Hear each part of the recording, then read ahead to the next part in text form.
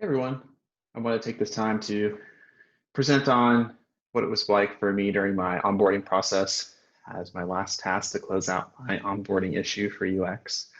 I took some time to reflect on the key questions that were presented. And I really wanted to focus on more specifically the onboarding experience. I recently talked in our UX showcase about becoming a contributor within GitLab, and I just kind of wanted to differentiate those two experiences because I think they run into each other, but they are different in terms of what I was focused on, what I was learning at the time. So in terms of when I was onboarding, going through the generalized like 200 onboarding tasks, 300 onboarding tasks, whatever it might be, and incorporating little design pieces along the way, there are a couple major ideas that I learned and that were reinforced to me during the onboarding process. The first and probably the most valuable one to me was learning how powerful and unique GitLab's remote experience is. With the world as it is today with coronavirus, a lot of people are working from home, but more than ever in previous roles, I really do feel empowered to work asynchronously, and that's made a big difference in my life, even though a lot of other people are home as well. I feel like it's been able to help me really focus on my best work. And so some other things that I wasn't necessarily expecting, but I've been hearing, some users have mixed feelings about the minimum viable change concept. Some might perceive it as half-baked features. I appreciate it for the iteration and the value that it actually brings to the product, but definitely it was kind of shocking to me to see some people feel like features weren't fully developed and they expected something more polished perhaps. But I still really believe in the concept of how we ship these changes. And I also was learning that GitLab has a pretty good solid market position. I wasn't exactly sure of where we stood in terms of our competitors before I came in, but I feel like I have a better understanding of how we compete against those and how we are different from those opportunities as well. A big surprise to me was the efficiency of meetings. Like, wow, we do not end meetings late.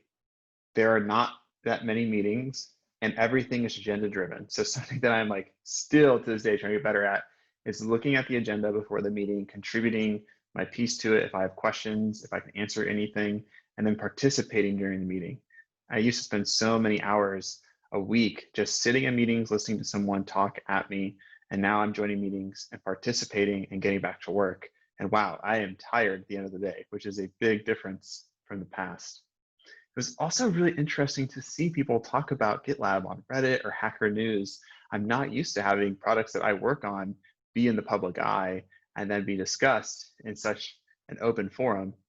Definitely taking some of that feedback is great, but also it's good and bad sometimes. And so you kind of have to roll with the punches, if you will. I didn't really have any existential, like big questions weighing down on me, but I just had so many little questions. And what was great about the handbook was it answered a lot of them. But then for getting better context, I was able to connect with my product manager, my UX buddy, my own manager. Like getting all those different people to interact with was very helpful in answering those little things along the way, as well as our encouraged coffee chats. Been really, really great. I try and do at least one a day, if not two, but I limit it to three. That way I'm still learning new faces, I'm getting to meet other people, and almost every time I come out of coffee chat with something very productive about that meeting, even if I never had no intent for that to be part of the discussion initially.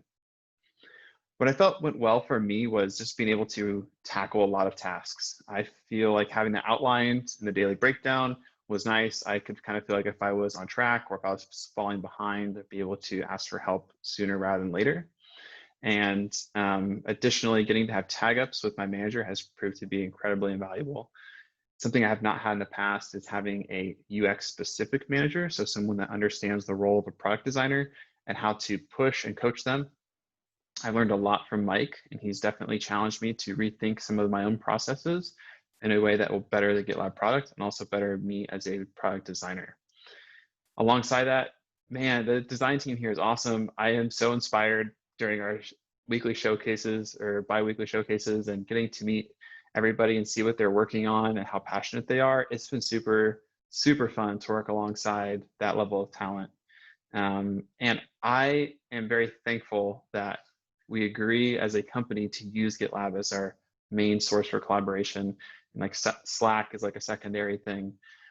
Using GitLab has helped bring a lot of the discussion into the tool, and new features being introduced help encourage that more. So something I've been even trying to learn how to balance better is like when to use Figma for comments, when to use our design management tool and GitLab for comments.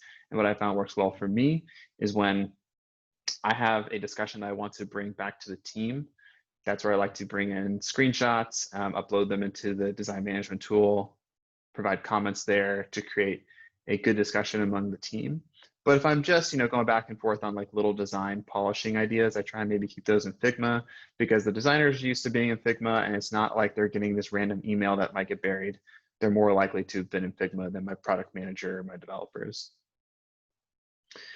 What didn't go so well? Yeah, it's hard to say what didn't go well for me. But something that I definitely recognize helped me a lot was having a basic understanding of both Git and having used GitLab in the past. I heard a lot of people had trouble with like adding an SSH key. I have already done that in multiple tools. So for me, that wasn't bad, but I remember learning how to do that like 5 or 6 years ago, and it was very confusing. So I think a lot of the little things that I had learned in previous roles or on the side helped me a lot in getting expedited in my onboarding process. In terms of what could be better, some of these bullets are just things that were randomly popping into my head, and I realized that they might be better preserved as an issue somewhere.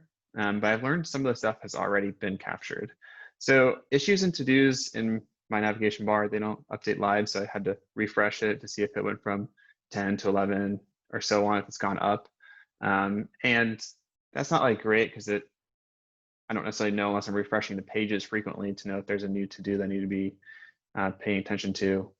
Additionally, to-dos don't capture everything that like notifications do.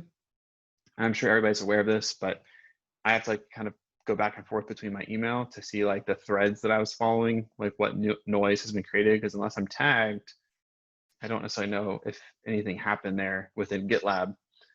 And lastly, I found this a minor annoyance, but I kind of understand the differentiation. But there's like the one general like onboarding issue, and then I have like a UX onboarding issue. And so I found myself just jumping between the two a lot.